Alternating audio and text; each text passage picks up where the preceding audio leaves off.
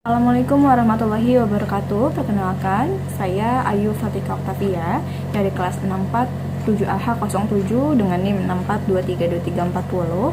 Pada tugas untuk mata kuliah manajemen keuangan di pertemuan 5 kali ini saya akan membahas rangkuman dari keseluruhan slide materi di pertemuan 5.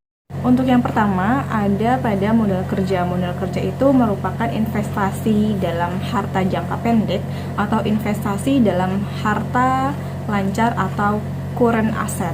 Modal kerja dapat dikategorikan menjadi dua, yaitu modal kerja kotor atau disebut juga dengan gross working capital, dan modal kerja bersih atau disebut juga dengan net working capital.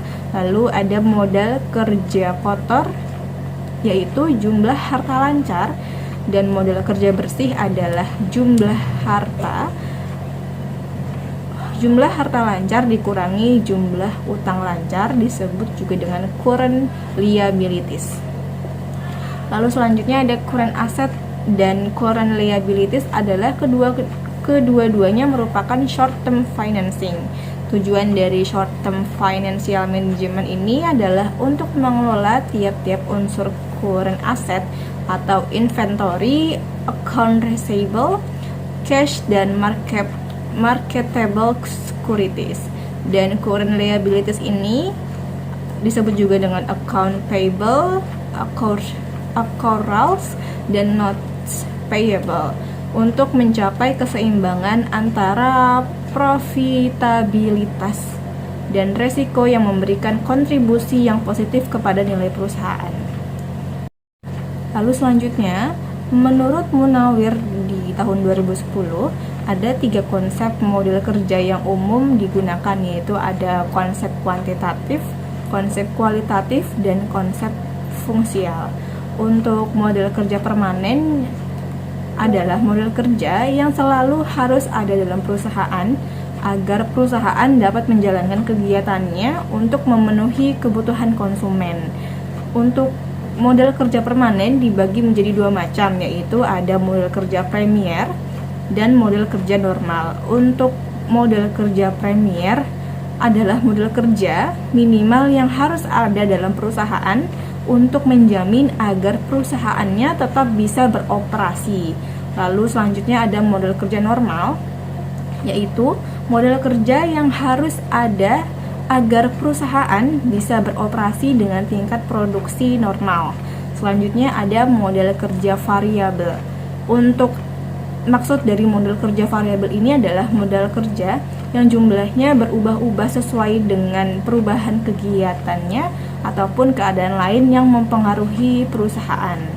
Di dalam model kerja variabel ini ada 3 jenis model kerja, yaitu ada model kerja musiman, model kerja siklus, dan modal kerja darurat. Lalu selanjutnya ada 3 macam kebijakan model kerja, yaitu yang pertama kebijakan konservatif, lalu yang kedua kebijakan moderat, yang ketiga kebijakan agresif.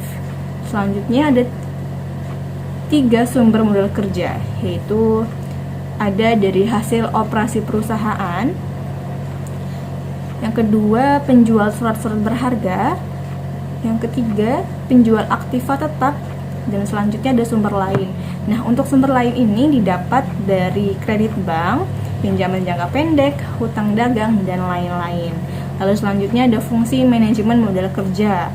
Untuk fungsi manajemen modal kerja itu dibagi menjadi 2. Yang pertama, menyesuaikan perubahan tingkat volume produksi dan penjualan. Lalu yang kedua, untuk membantu memaksimumkan nilai perusahaan, yaitu dengan cara memperkecil biaya modal untuk meningkatkan hasil atau returnnya.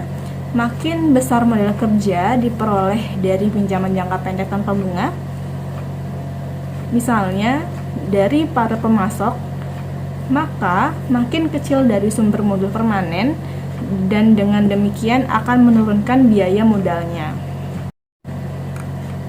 Lalu selanjutnya ada penentu besarnya modal kerja.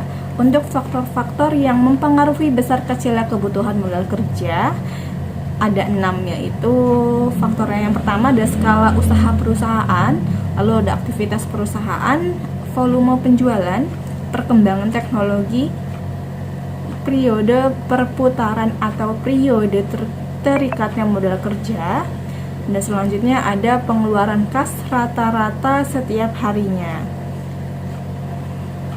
Selanjutnya ada menentukan kebutuhan modal kerja. Untuk menentukan besarnya kebutuhan modal kerja, metode yang bisa digunakan yaitu yang pertama ada metode keterikatan modal kerja. Apa sih metode ketertarikan modal kerja? Yaitu untuk menentukan besarnya modal kerja dengan menggunakan metode ini ada dua faktor yang perlu dipertimbangkan, yaitu periode terikatnya modal kerja dan proyeksi kebutuhan kas rata-rata per hari. Semakin lama periode terikat yang modal kerja, maka semakin besar jumlah kebutuhan modal kerja dan sebaliknya. Lalu yang kedua, ada metode perputaran modal kerja dengan cara menghitung perputaran elemen-elemen pembentuknya modal kerja seperti perputaran kas, perputaran piutang, perputaran persediaan. Sekian video rangkuman pertemuan 5 pada mata kuliah manajemen keuangan kali ini. Mohon maaf apabila terdapat banyak kekurangan. Wassalamualaikum warahmatullahi wabarakatuh.